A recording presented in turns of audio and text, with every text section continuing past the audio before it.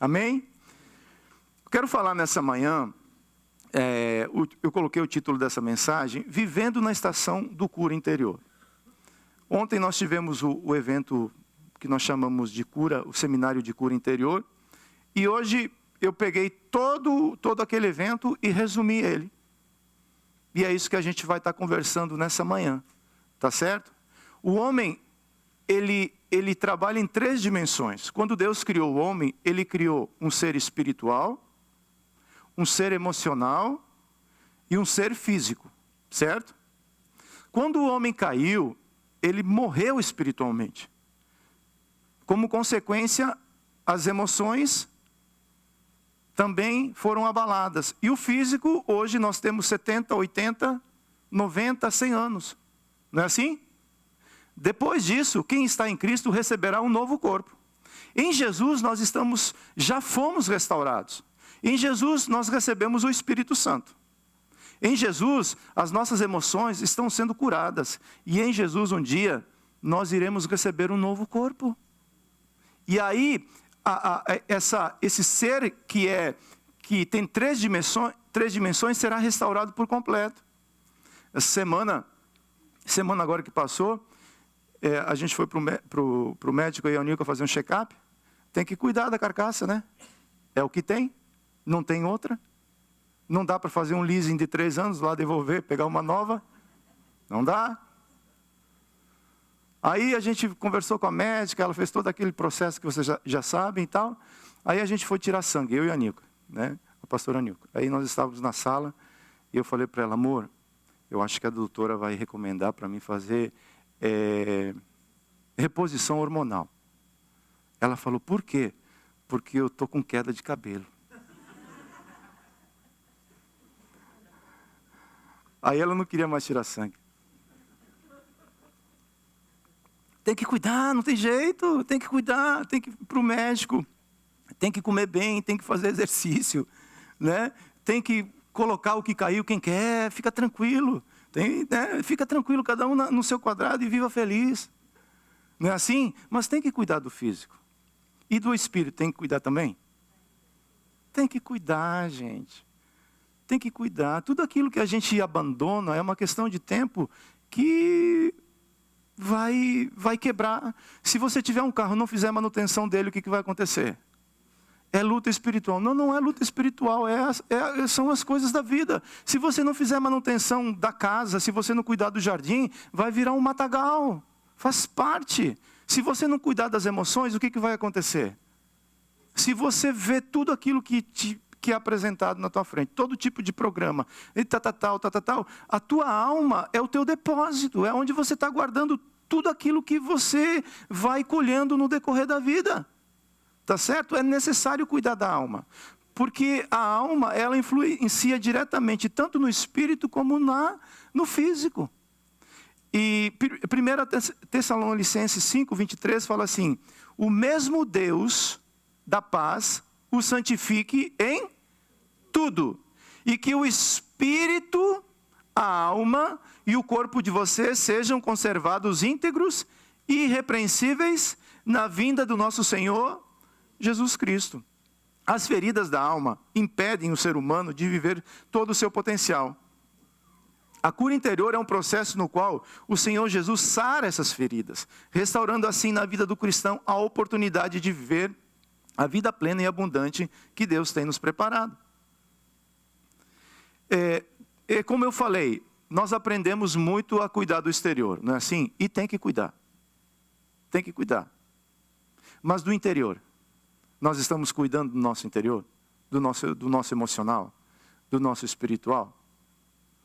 Porque é justamente dentro de nós é onde é formado quem nós somos. Porque às vezes nós apresentamos algo para as pessoas, né? Mas lá dentro, só nós sabemos como nós estamos. Jesus ele chegou em um contexto onde as pessoas se preocupavam muito com o exterior.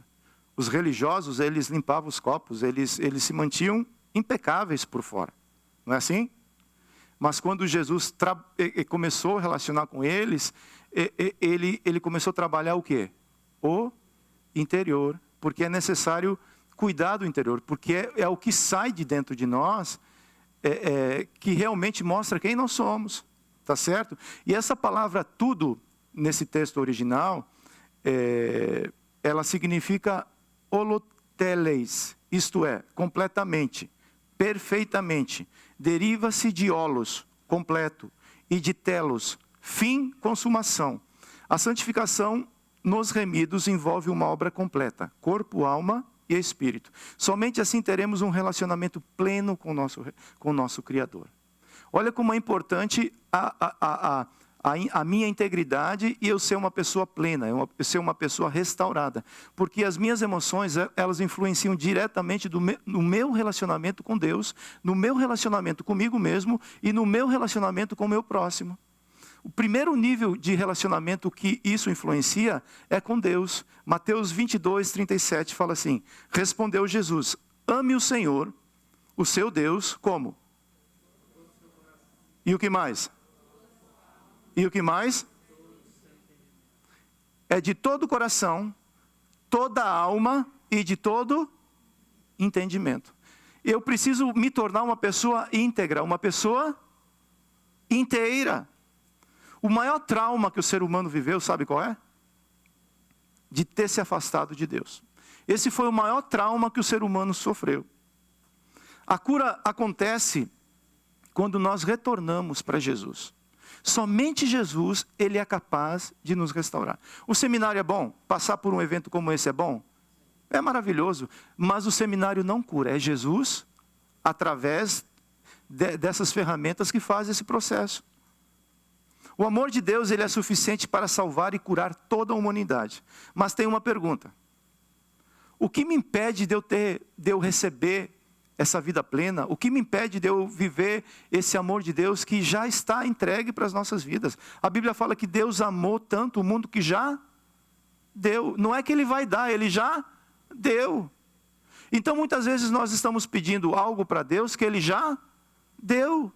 Mas por que eu ainda não consigo receber? Por que eu ainda não consigo usufruir de todo esse processo? Porque às vezes eu guardo dentro de mim traumas. Eu guardo dentro de mim situações que ainda não foram resolvidas. Eu falei no começo e repito, a alma é o seu depósito, é onde você guarda tanto as coisas boas quanto as coisas ruins. E é necessário entender isso daí, porque aquilo que eu guardei, aquilo que me traumatizou, aquilo que me fez mal, aquilo que me feriu, normalmente se torna um enigma interior. Eu não sei porquê, mas eu tenho aquela reação. Se vivia em uma casa, onde naquela casa as pessoas gritavam muito, e você odiava aquilo ali. Quando alguém gritava, você saía de perto. Você não gostava daquilo ali.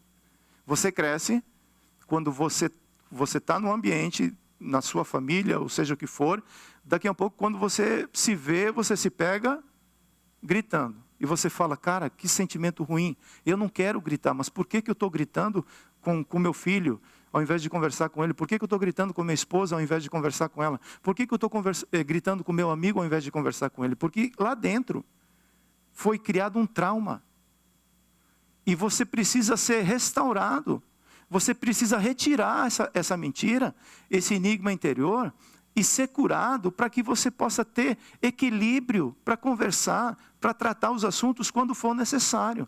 Um ser, não quer dizer que você não vai ficar triste ou feliz. Um ser emocional, alguém que está emocionalmente saudável, vai passar por tristezas. O crente não pode ficar triste. Quem falou isso para você? Alguém emocionalmente sadio vai passar por tristezas, vai passar por alegria. O que não pode é viver na tristeza o tempo todo, viver numa depressão o tempo todo. Né? É voltar para o equilíbrio. Eu passo pela tristeza, mas eu volto para o equilíbrio. E onde isso acontece? Quando o meu relacionamento com Deus é restaurado. Quando o meu relacionamento com Deus é restaurado, eu passo a aprender a relacionar comigo mesmo. Porque a pessoa mais difícil de relacionar, sabe qual é? É comigo. Eu sou quem coloca limites nos relacionamentos. Eu falo, eu vou relacionar com Orlando, mas não vou relacionar com Carlinhos. Por quê? Porque o meu ser interior ainda é seletivo. Eu ainda me relaciono com aqueles que me fazem bem. e quero tirar das pessoas o bom das pessoas. Tá certo? Eu preciso entender que eu preciso ser restaurado, me tornar uma casa de amor, e que, independente do que as pessoas fizerem comigo, eu esteja bem comigo mesmo, para que eu possa me relacionar comigo mesmo e com o meu próximo. Porque dentro de cada um de nós tem um autorretrato. Quando eu falo o nome de alguém, dispara dentro dessa pessoa um autorretrato. Que normalmente quem conhece esse autorretrato é a própria pessoa e Deus. Eu apresento outras coisas para as pessoas. Uma pessoa brincalhona, uma pessoa que brinca, que é alegre, tal. Às vezes essa capa está escondendo lá dentro uma criança triste. Ou não. Talvez, por ter restaurado a sua alma, assim como ela se apresenta, lá dentro ela também é. O que eu estou falando é que existe algo dentro de nós que nós precisamos restaurar, que nós precisamos trabalhar. Somente o amor de Deus é capaz de restaurar essa identidade. Somente o amor de Deus. Eu preciso me amar como eu sou. Tem cabelo? Glória a Deus, que coisa linda. Não tem cabelo. As pessoas vão querer que você faça implante. Ou não vão? It's okay, caiu o telhado, gente. O que vai fazer?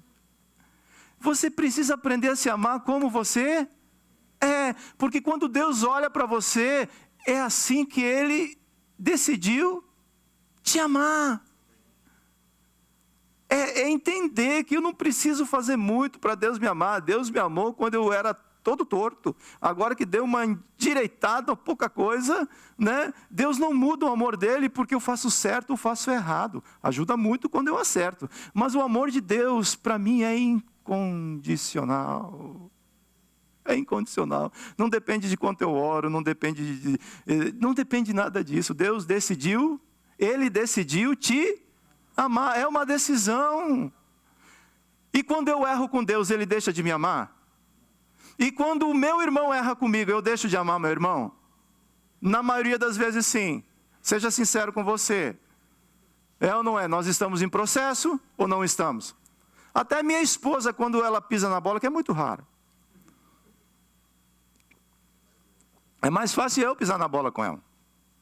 Mas quando nós erramos, nós condicionamos o comportamento, o afeto que a pessoa próxima está. Ou não é? É assim ou não é, Zilmar? É, porque eu sei. Acerta, seja inteligente, acerta os ponteiros para poder ter vida plena. Senão é complicado, é luta, meu irmão. Olha o que fala Jeremias 31:13. De longe o Senhor lhe apareceu dizendo, com amor, que tipo de amor é esse? Que tipo de amor é esse? Eu amei. Por isso, com bondade, esse amor é um amor que nos atrai. Quando você conhece o amor de Deus, esse amor é um negócio que ele te atrai. Você quer estar próximo de Deus. Não é porque alguém pergunta para você orar, não é porque alguém pergunta para você ler a palavra. Você foi atraído pelo amor de Deus. É nesse lugar que você tem segurança. É nesse lugar que você é restaurado. Por que a criança busca tanto a mãe? Uma criança de 2, 3, 4, 5 anos. Por que a criança busca tanto a mãe? Porque é na mãe que ela encontra o quê? O amor. E o pai também. Então a maneira que Deus nos criou, nós fomos wired para receber amor e transmitir amor. Quando as minhas emoções elas não estão saudáveis, eu preciso somente receber. Eu não consigo transmitir amor, porque dentro de mim há uma necessidade, há uma carência de receber, mas eu não consigo transmitir. Eu preciso receber a restauração do Senhor, para que eu possa ser uma casa de amor. Eu recebo amor, eu também transmito amor, porque isso vai influenciar diretamente no meu relacionamento ao próximo. Mateus 22:39, a parte A, fala assim, e o segundo é semelhante a ele. Ame o seu. Fomos ensinados que o amor é uma moeda de troca. Entende o que eu estou falando, não? Filho, se você fizer isso, você vai ter aquilo. Marido, se você se comportar bem, tal. Esposa, relacionamentos. Se você me trata bem, Cris, eu vou te tratar. Se você me tratar mal, dente por dente, olho por olho. Isso é Velho Testamento. Isso é coisa lá do passado. Jesus veio estabelecendo, por isso que as pessoas não entendiam, não conseguiam compreender o coração de Jesus. Porque lá no Velho Testamento falava assim: Orlando, se me tratou mal, com a mesma moeda que você me pagou, eu dou o troco. Se você me tratar bem, eu dou o troco do bem. O amor se tornou uma moeda de troca. Jesus não estabelece o amor nesse nível. Jesus eleva o amor a um nível que não entrava na cabeça das pessoas. Ame a Deus acima de todas as coisas. Porque ele estava pensando, ele estava buscando lá em Deuteronômio aquilo que foi ensinado lá no Velho Testamento e estava trazendo agora para uma praticidade de vida. Ame a Deus acima de todas as coisas. Mas só que não para aí. E agora você seja restaurado por esse amor. E por esse amor que você foi restaurado, agora você vai transmitir esse amor aos outros. E é nesse relacionamento que a Bíblia diz que nós seremos reconhecidos como discípulos de Jesus, quando nós nos amarmos uns aos outros. Por que a Bíblia diz assim: marido, ame a esposa como Cristo amou a igreja? É um modelo, é um amor incondicional. Se a esposa acertar, está no lucro. Se errar, ame com esse amor incondicional. Só que o problema é que eu não tenho esse amor em mim. Esse amor, ele vem como um gomo do fruto do Espírito Santo. Quando eu recebo o Espírito Santo, a primeira coisa que o Espírito Santo faz em mim, ele me ensina a amar.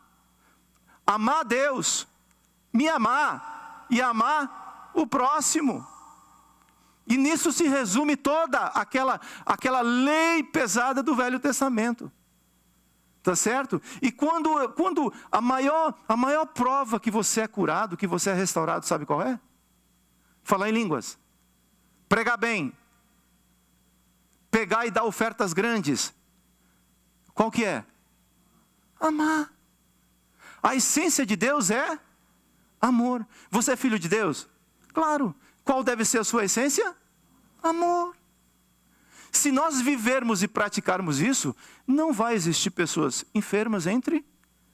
Da onde vêm as enfermidades? Da falta de Deus, da falta de amor. A pessoa que não está bem com ela mesma, ela transmite. Alguém que está contaminado com o Covid, o que ele vai fazer? Ele vai passar o bicho. Então, muitas vezes, quando nós ainda não nos tornamos casa de Deus, nós ficamos passando o bicho para os outros, contaminando os outros, enfermando os outros. Pais enfermando filhos, pastores, líderes enfermando a igreja, ovelhas. Precisamos de restauração ou não precisamos de restauração? Eu preciso aprender a amar o meu próximo independente do nível de relacionamento ou forma de tratamento. Eu acho isso, vou repetir. Eu preciso aprender. Preciso aprender por quê? Porque eu ainda, muitas vezes, não sei. Eu preciso aprender a amar o meu próximo, independente do nível de relacionamento ou de forma de tratamento. Isso somente é possível através do perfeito amor de Deus. A Bíblia relata a parábola do bom samaritano, onde Jesus explica a um escriba da lei, alguém que ensinava a palavra, quem era seu próximo. O seu próximo é aquele que você pode ajudar e amar, independente de ter afinidade ou não.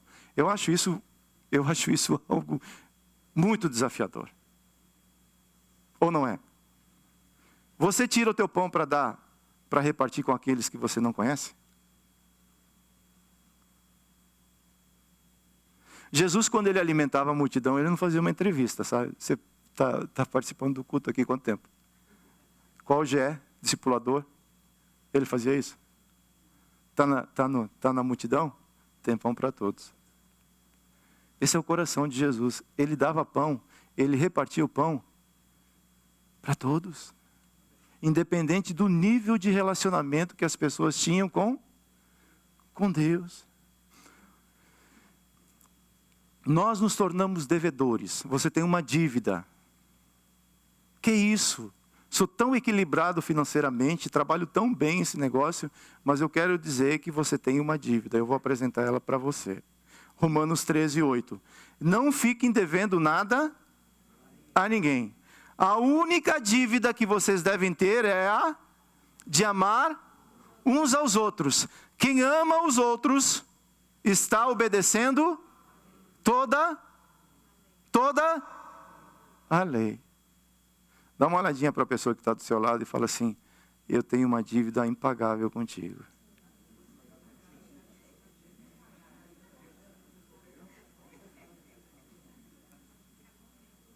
E qual é essa dívida?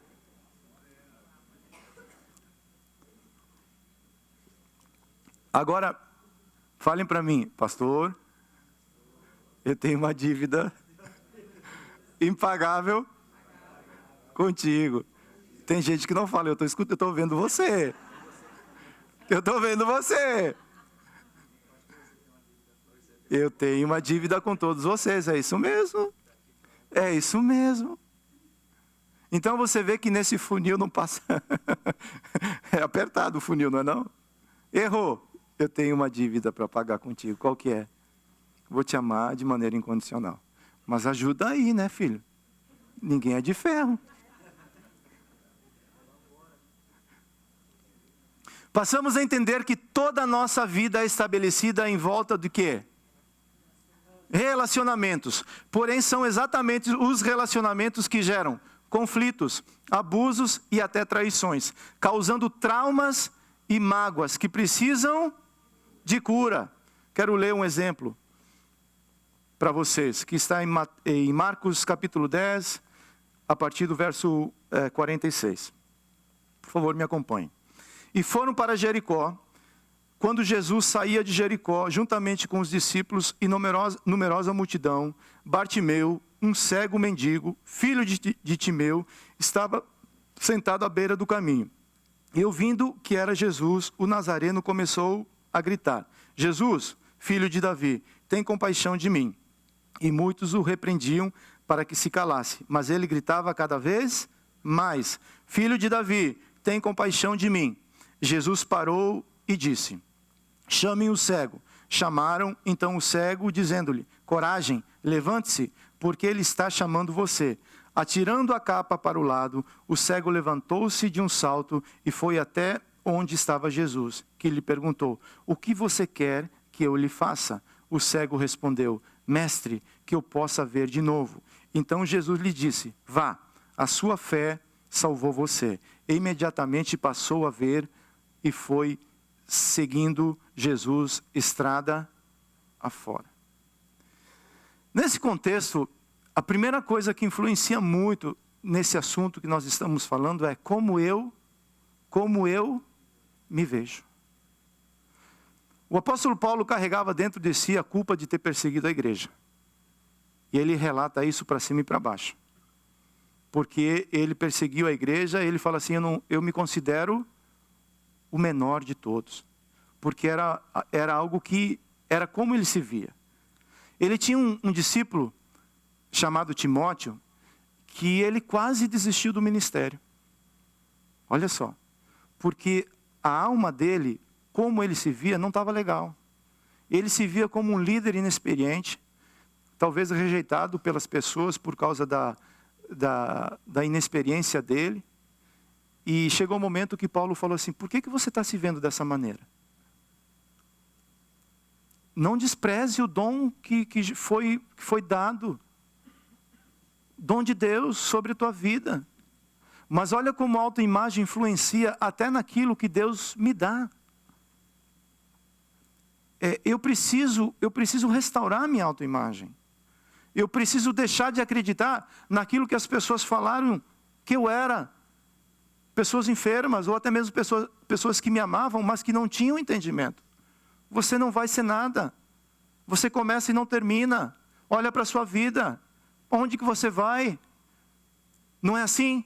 Isso vai colocando dentro de nós essas barreiras, esses limites. Aí quando você se depara com uma dificuldade, a primeira coisa que acontece dentro de você é dispara essa voz que fala assim, está vendo? Mais uma vez não deu certo.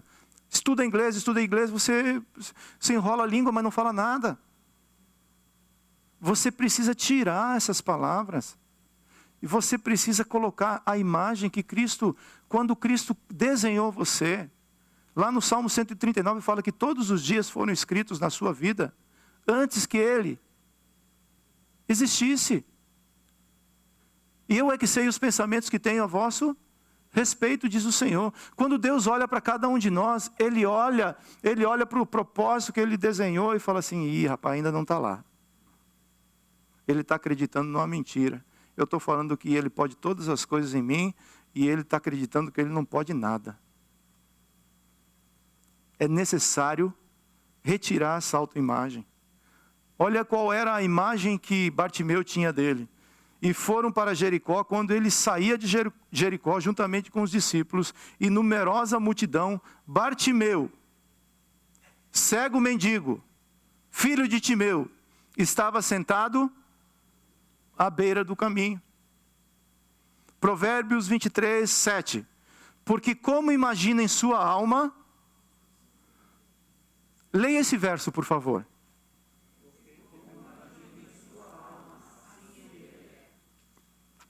Imagina onde? Em sua alma.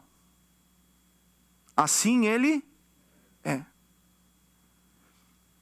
Eu acreditava em 3 mentiras. Primeira, eu achava que eu jamais iria construir família.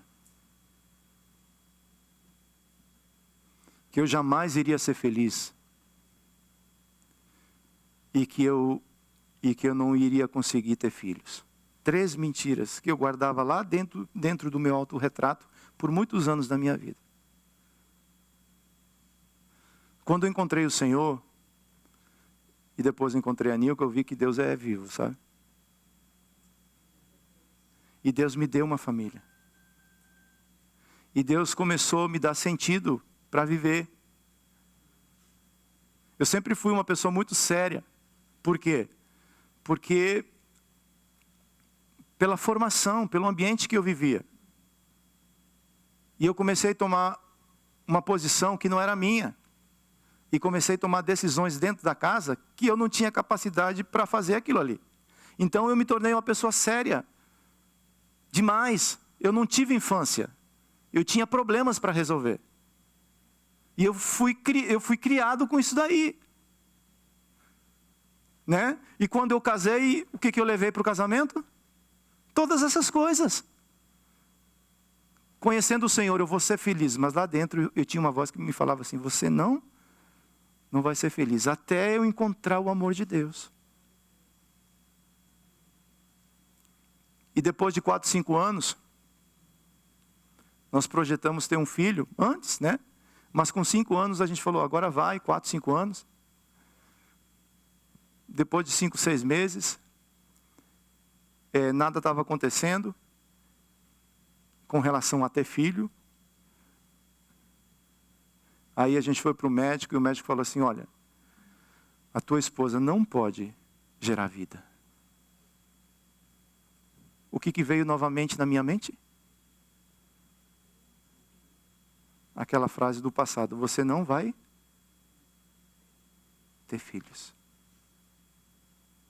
E eu lembro que naquele dia eu falei para o médico, olha, humanamente, talvez esse seja o diagnóstico, mas eu sirvo um Deus do impossível. Então reza muito, ele falou. Reza muito. Porque eu ainda continuo acreditando nesse diagnóstico. Passou uns 4, 5 meses. Nós voltamos lá. A Nilka estava grávida.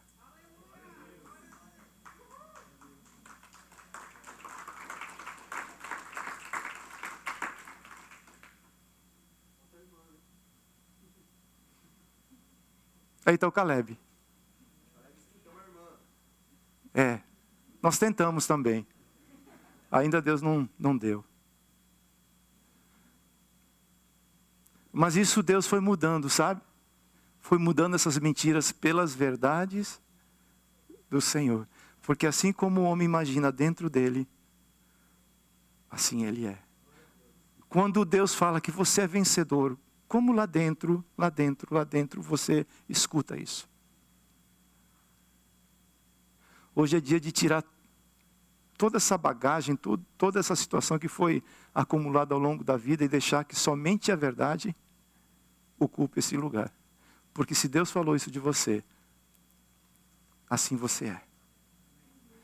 Uma vez que eu entendo que eu preciso resolver como eu me vejo, a segunda situação, eu preciso saber como eu me sinto. Bartimeu venceu o sentimento de desvalor. Marcos 10, 49. Parou Jesus e disse, chamai-o. E chamaram então o cego, dizendo-lhe, tem bom ânimo, levanta-te, ele te chama. Lançando de si a capa, levantou-se de um salto e foi ter com Jesus. O desvalor é caracterizado por um sentimento de inferioridade, uma sensação de incapacidade. Todos nós temos uma sensação de desvalor, porém não podemos nos sentir assim o tempo todo. O desvalor tem a origem na infância, onde tudo o que é feito nunca é bom suficiente. Efeitos causados pelo sentimento de desvalor paralisa nosso potencial. Destrói nossos sonhos, destrói nossos relacionamentos, rouba a nossa identidade. É incrível, nós precisamos entender isso. Quando Deus me criou, Ele me criou com um propósito, uma identidade. Ele olha para mim, na identidade que Ele criou, Ele olha para mim como eu estou vivendo. Ele fala assim, filho, você ainda não chegou aonde eu projetei para você chegar. Você precisa entender quem você é, para você poder viver quem eu sou. Como eu me sinto. Quando eu falo dessas coisas, quando Deus fala assim, Deus tem um propósito, Deus vai te usar, como isso entra na minha alma? Olha o que fala, a Bíblia trata Moisés como o maior líder do Velho Testamento. A Bíblia fala que depois de Moisés não se levantou homem tão íntimo de Deus quanto Moisés. Mas quando Moisés começou a caminhada dele, quer que eu apresente Moisés para vocês? Moisés, Êxodo 3:10. Agora venha. Moisés teve um encontro com Deus no Monte Horebe. Agora venha, eu o enviarei a Faraó para que você tire do Egito quem? O meu povo, os filhos de Israel. Então Moisés perguntou a Deus. O que ele perguntou a Deus? Quem sou eu para ir a Faraó e tirar do Egito os filhos de Israel? Deus respondeu. O que Deus respondeu? E esse será o sinal de que eu o enviei. Depois que você tiver tirado o povo do Egito, vocês adorarão a Deus neste monte. Ou seja, Moisés estava com problema onde? Aonde, gente? Lá dentro. Quem sou eu, Deus, para ir lá no Egito e tirar o teu povo de lá? Mas eu sou contigo, Moisés. Deus, deixa eu falar para você como foi a minha criação. Com 3 meses, fiquei escondido 3 meses. Depois de 3 meses, eu fui jogado no rio. Sabe o que significa Moisés? Tirado das águas. Quando alguém fala meu nome, o que eu escuto? Alguém que foi tirado das águas. Fui criado no palácio. Por um tempo, eu voltei para casa, mas eu escutava da minha mãe, filho, você não vai poder ficar muito tempo aqui em casa. Você vai ter que voltar para o palácio. E quando eu voltei para o palácio, a formação que eu tive é o seguinte, aqui no Egito, quem não obedece, mata. E quando ele dá uma ordem para um soldado, o soldado não obedeceu, o que ele fez? O que Moisés, depois de ter matado, ele fez? Fugiu. Esse era Moisés. Um homem que Deus ia levantar para libertar o povo dele. Mas só que um dia, mesmo fugindo, Deus encontrou Moisés. Não tem jeito, esse Deus vai te encontrar onde você estiver. E aí ele fala assim: Moisés, tem um propósito com você, Moisés. Se passaram 80 anos, né, Moisés? Você acha que você vai ficar criando ovelha dos outros a vida toda, né? Deixa eu falar o que eu tenho para você. Deus, eu não dou conta. Quem eu sou, Deus? Quem sou eu? Eu estou aqui cuidando das ovelhas do meu sogro aqui em Midian. Eu estou aqui na carpintaria, eu estou aqui na pintura. Eu estou aqui fazendo limpeza. Deus, quem sou eu, Deus?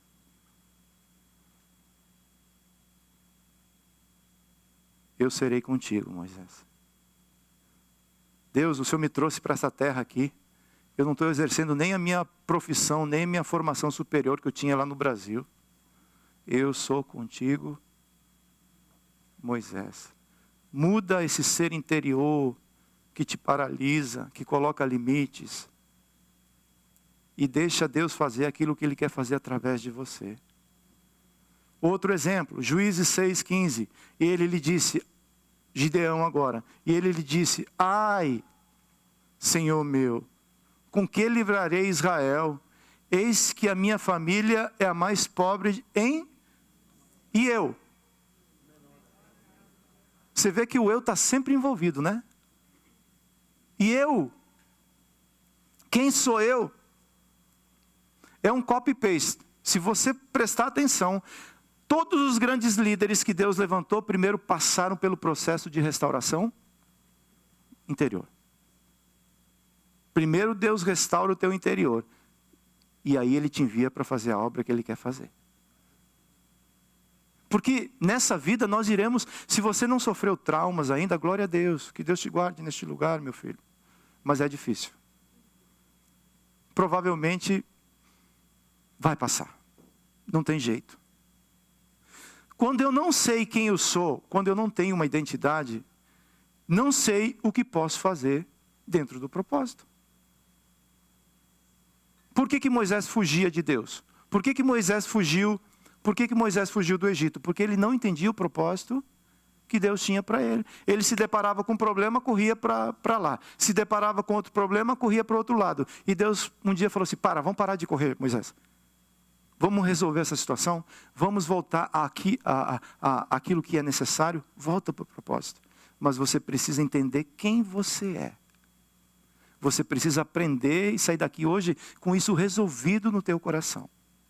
Terceiro lugar, Bartimeu entendeu o poder do perdão. Marcos 10, 48, a parte B. E muitos o repreendiam para que se calasse, mas ele cada vez gritava mais. Bartimeu, antes de encontrar com Jesus, teve que perdoar a multidão que lhe mandava.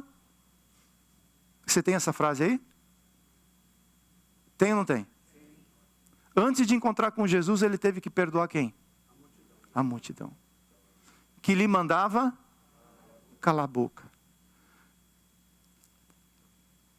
Mateus 18, 21. Então Pedro aproximou-se de Jesus e perguntou: Senhor, quantas vezes deverei perdoar a meu irmão quando ele pecar contra mim? Até 7? Pedro pergunta e responde. Esse é Pedro, né? Eu tenho uma tia que é igualzinha. Eu ligo para ela e falo: tia, como é que a senhora está? Aí ela introduz e fala assim: a tia está bem, né, Márcio? A tia está bem. E aí ela vai emendando o assunto. E você, como é que está, Márcio? Está bem? O Márcio está bem, né? Ela me chama de Márcio. Ó. E a Nilka está bem? A Nilka também está bem, né? E o Caleb? Está bem, está grande, né? O Caleb está grande. Eu posso passar um dia inteiro só ouvindo e sem falar nada. Uma comunicação muito efetiva. Moisés, aqui Pedro ele pergunta e também... Por quê? Por que ele responde? Porque dentro dele é assim que ele gostaria que acontecesse. Aí Jesus respondeu. Você está pronto para Jesus responder muita coisa na sua vida? Você pergunta e responde para Jesus? Jesus, eu não aguento minha esposa, mas também Jesus, né? Jesus, eu não aguento meu marido, aquele cara. Jesus, eu não aguento. Você pergunta e responde? Se quer mudar isso, quer perguntar e permitir que Jesus responda para você? Olha o que Jesus respondeu. Eu digo a você, Não até 7, mas até 70 vezes 7. Ou seja, é sempre. Cadê a pastora Lu?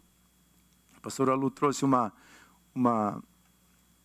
um significado de perdão ontem que foi muito forte, assim, isso marcou minha vida. Quando eu devo perdoar? Sempre. Ever. Ever. O que é ever? No grego? Sempre. A gente dificulta aquilo que é simples. É uma decisão. Eu sou casa de amor. Decidi ser casa de amor. Decidi perdoar você. Se você errar comigo, eu decidi perdoar você. É uma decisão. Olha o significado de perdoar. Mandar embora. Desistir. Não guardar mais. Liberar. Normalmente o processo é o quê? Ao contrário, o perdão está na constituição do reino de Deus. Se nós recusarmos aceitá-lo, quebramos a lei espiritual da paz com Deus. Olha só. E ficaremos susceptíveis às consequências de quebrar a lei. Jesus expõe essa verdade muito claramente na parábola do servo incompreensível. Entenda algo. Sofreremos e continuaremos a sofrer injustiças e danos, feridas emocionais. Quando isso acontece, temos duas opções. Primeira, perdoar e ser livre. É uma decisão espiritual. Segunda, manter a amargura e continuar sofrendo. Às vezes a gente sofre uma vida inteira por causa de falta de perdão. Imagine que você está em um arbusto e você é picado por uma cobra venenosa. O que você faria? Você iria procurar a cobra para matá-la? Ou você procuraria ajuda para neutralizar o efeito do veneno? O que você faria? Eu vou pegar essa cobra, mas eu vou tirar o couro dela. Ela nunca mais vai picar ninguém. Talvez você não vai chegar a tempo nem de encontrar ela. O perdão anula o efeito do veneno e faz de você uma pessoa livre para amar e perdoar o próximo. É uma decisão. Quarto lugar, Bartimeu pratica o princípio da confissão. Marcos 10, 51, perguntou-lhe Jesus: que queres que eu te faça? Respondeu o cego: mestre, que eu torne a ver. A confissão é o princípio que traz a cura e libertação. Tiago 5,16, portanto, confessem os seus pecados uns aos outros e orem uns pelos para serem. A oração de um justo é poderosa e também é eficaz. Bartimeu foi restaurado, não foi? Foi. Esse homem que era cego, mendigo, deixado de lado, ninguém dava atenção, alguém que não tinha amor, alguém que não tinha carinho das pessoas, ele se encontrou com Jesus. E a Bíblia fala que a partir desse momento ele passou a ver. Mudou a posição dele ou não mudou? De cego agora ele está vendo. É mais ou menos parecido com a nossa história, não? Eu nunca fui cego, fisicamente falando, glória a Deus. Que Deus te dê saúde, sempre. Mas espiritualmente, você sempre viu? Deus está te dando visão? Para que Deus está te dando visão espiritual? Para você fazer um canal no YouTube Channel. Fazer live. Fazer live para Jesus. Live para Jesus. Pode fazer. Pode fazer. Mas é mais que isso, querido. É mais do que isso. Mais do que isso. Deus nos cura, sabe por quê? Porque existe um novo posicionamento em Cristo Jesus. Efésios 1,17. Peço ao Deus de nosso Senhor Jesus Cristo, o Pai da glória, que conceda a vocês o quê? Espírito de sabedoria e de revelação no pleno conhecimento dele. Peço que ilumine os olhos do coração de vocês, para que saibam qual é a esperança da vocação de vocês, qual é a riqueza da glória na herança dos santos. Mudou o posicionamento ou não mudou? Efésios 2,6. E juntamente com ele nos ressuscitou e com ele nos fez assentar nas regiões celestiais em Cristo Jesus. Bartimeu cego à beira do caminho. Bartimeu com visão seguindo Jesus. Deus restaurou a sua vida por causa de um propósito.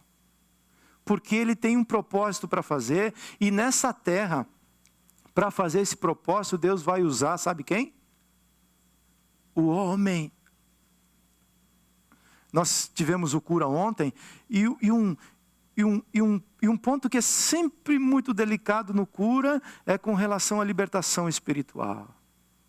Se manifestar alguma coisa, Jesus, como é que vai ser esse negócio? Pelo amor de Deus, que levante alguém ungido aqui. Querido, deixa eu falar uma coisa. Aqui na terra, para poder ter direito legal para atuar, precisa ter corpo. Um espírito, quando ele está ocupando um corpo, ele está usando isso de maneira ilegal. É porque foi dado direito legal. Peça perdão, se arrependa, e por causa do nome de Jesus, não tem conversa. Não tem conversa. A casa pertence a Cristo. Se você é proprietário de uma casa, tem alguém que entra lá e está ocupando a sua casa sem a escritura é tua. O que você deve fazer? Apresenta a escritura e fala, essa casa tem dono. E o dono dessa casa é Jesus. Get out of here. É assim com o filho, é assim com o marido. Marido não.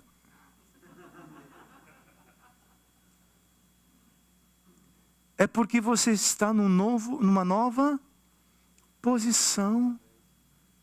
A casa que ficava vazia agora tem que ser cheia, é uma nova posição.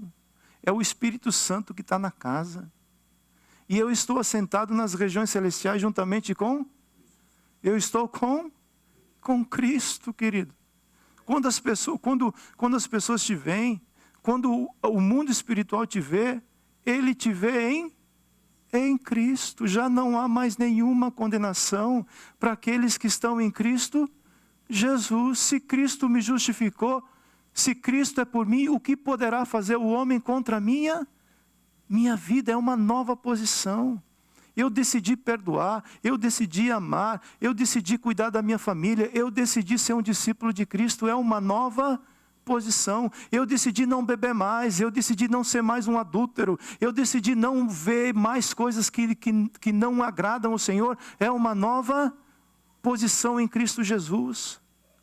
E isso vai redundar aonde? Em um propósito. Para que eu possa cumprir o propósito.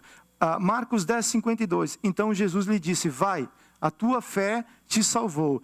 E imediatamente tornou a ver. E o que mais? Ele recebeu visão, e depois de ter recebido visão, ele entendeu que existia um propósito. Trabalhar, estudar, tudo isso é necessário, mas é muito pouco. Deus vai usar isso tudo por causa do propósito. Existe um propósito para mim e para você, que eu só vou ter plenitude quando eu me colocar dentro desse caminho, que é o propósito de Deus. João 21:17. Olha é o que Deus fala para Pedro. Pela terceira vez, Jesus lhe perguntou, Simão, filho de João, você me ama? Pedro ficou triste por Jesus ter perguntado pela terceira vez, você me ama? E respondeu, o Senhor sabe todas as coisas, sabe que eu o amo. Jesus lhe disse, o que ele disse? Apacenta as minhas ovelhas. O que você está fazendo aqui, Pedro? Pescando, Pedro? Não, é porque eu tenho que pescar, eu sou um pescador. Sim, você é um pescador. Mas lembra que eu te chamei para cumprir um propósito?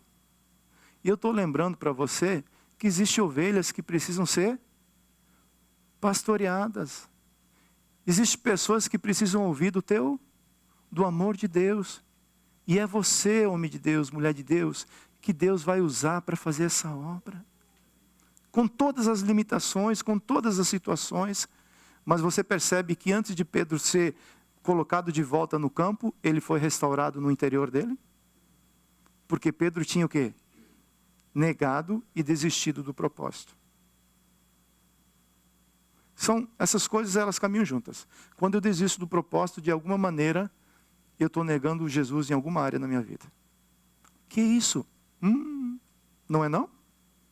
Não é não? É interessante isso daí, a gente poder pensar e entender essas coisas. E por último, Deus quer fazer de mim e de você um multiplicador. 2 Timóteo 2:1. Tu, pois, filho meu, fortifica-te na graça que está em Cristo Jesus. E o que ouvisse da minha parte, através de muitas testemunhas, isso mesmo transmite a homens fiéis e também idôneos para instruir a outros. O que paralisou? É possível a gente ficar desmotivado? É ou não é? É ou não é, gente? É. Porque se eu sofri traumas, se eu sofri decepções, se eu sofri situações e eu não resolvi, o próximo passo é entrar o desânimo. É natural do ser humano desanimar. Faz parte. Pedro desanimou porque teve um impacto, uma frustração muito grande. Ele falou: Jesus, eu estou pronto para morrer por você. Ele estava pronto? Ainda não. Mas a essência de Pedro era genuína. Pedro realmente queria morrer por Jesus. Ele era um discípulo de Jesus, mas ele ainda não tinha forças para isso. Aí ele sofre um trauma muito grande, um impacto muito grande, porque ele não entendeu tudo aquilo que Jesus estava fazendo. E nega Jesus. A rejeição é um processo assim tão complicado. Ou não é? E esse homem por dentro ficou quebrado. Falou: o que eu vou falar do amor de Jesus para outro se eu mesmo neguei ele? O que eu vou falar disso ou aquilo se lá dentro de mim, o meu autorretrato não está bem? Eu falo do amor de Deus, mas lá dentro tem um vazio. Eu quero voltar a pescar. Porque lá na pescaria eu não preciso falar nada para ninguém. Se tiver resultado, tem. Se não tiver... E a gente vai largando a vida nesse molde. Se o casamento tiver resultado, tem. Se não tiver... Se os filhos derem resultado, tem. Se não, não sei. Se a igreja der resultado, a gente vai largando nesse molde, porque lá dentro existe um desânimo na nossa alma. E Jesus quer nos restaurar. Ele quer ter essa conversa hoje comigo e com você. Pedro, você está bem? Pedro, apacenta as minhas ovelhas, você me ama. Se não for um relacionamento de amor, Pedro, não vai dar certo. Se não for um relacionamento de amor, Jonas, não vai dar certo. Se não for um relacionamento de amor, Jade, não vai dar certo. Tem que ter o amor, ágape. Palavras vira hábitos. Hábitos vira caráter. Caráter é o que multiplicamos. Conclusão. Ovelha curada gera ovelhas saudáveis. Discípulo curado gera discípulos saudáveis. Pais curados geram filhos saudáveis e curados. Eu já participei do cura interior, há 10 anos atrás. A gente estava conversando com o pastor Márcio na sexta-feira aqui. Eu acho que a gente participou mais ou menos uns 20 curas, mais ou menos. Mas os últimos 3, 4 anos foi muito complicado, falando de mim. Muita coisa Deus restaurou na minha vida nesses últimos 3, 4 anos. Por que você está falando isso? Porque é um processo contínuo. É como a vereda do justo. Esses traumas têm que sair para que eu não paralise aquilo que Deus está fazendo na minha vida. É um fato. Porque senão eu passo a andar por sentimento, por emoção, e pela minha alma que grita dentro de mim por socorro, porque está doendo, eu entendo, dói. E a gente é fiel à nossa dor. Mas existe alguém que pode restaurar essa dor. Eu não estou falando que não quero colocar uma dor onde não tem, sabe? Se você está bem, glória a Deus. Permaneça em frente. Siga caminhando com Jesus. Agora, se lá dentro você sabe que algo não está bem, é o tempo de Deus para mim e para você. Porque Deus, ele quer te restaurar e Ele quer te enviar para um propósito para que você tenha uma vida plena. e para que você seja um multiplicador nessa geração. Todos aqueles que foram curados pelo Senhor. Por favor, os meninos do louvor.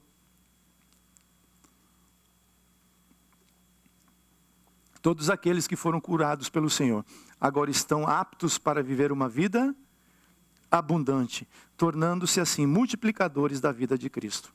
João 4,39. Muitos samaritanos daquela cidade creram nele por causa do seguinte testemunho dado pela mulher: ele me disse tudo o que tenho feito. Efésios 2,10. Porque somos criação de Deus, realizada em Cristo Jesus, para fazermos as boas obras, as quais Deus preparou antes para nós as praticarmos. Essa é a vontade de Deus para as nossas vidas. Quero fazer uma oração nesse momento. Por favor, se coloque de pé.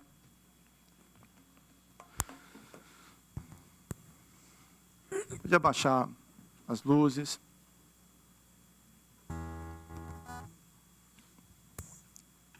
Pode ficar tranquilo, eu não vou chamar você aqui para frente não, porque Deus pode tocar onde você está.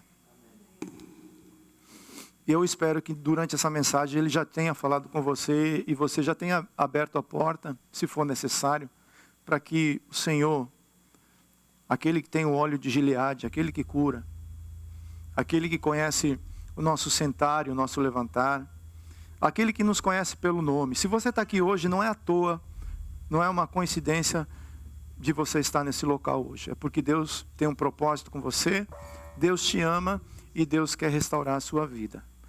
Mas não é uma restauração mais ou menos, é uma restauração inteira. Ele quer restaurar o teu físico, o teu espírito e a tua alma. Ele quer te fazer um ser íntegro. Alguém que possa amar a Deus de todo o coração, de todo entendimento e com todas as forças. Eu não tenho forças para amar a Deus. É porque talvez lá dentro, hoje algo precisa ser restaurado e você se tornar uma casa de amor. Uma casa de restauração. E isso somente é possível através do senhorio de Cristo. Ele precisa entrar na casa. Ele precisa ser o Senhor da casa. É Ele que dá amor. É Ele que dá esperança. É Ele que dá força. É Ele que faz nova todas as coisas.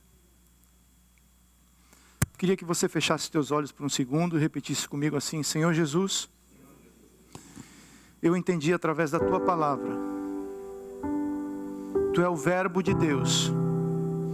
Todas as coisas foram criadas através de Ti. E eu também fui criado pela Tua palavra para cumprir um propósito. Hoje eu entendo que eu preciso me submeter ao Teu senhorio e que o Senhor venha ser o meu Salvador. Eu entrego minha vida, eu entrego o meu coração, eu entrego a minha alma para que eu possa receber um novo espírito.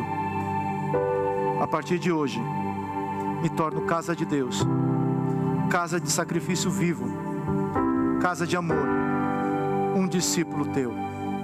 Restaura as minhas emoções, restaura o meu físico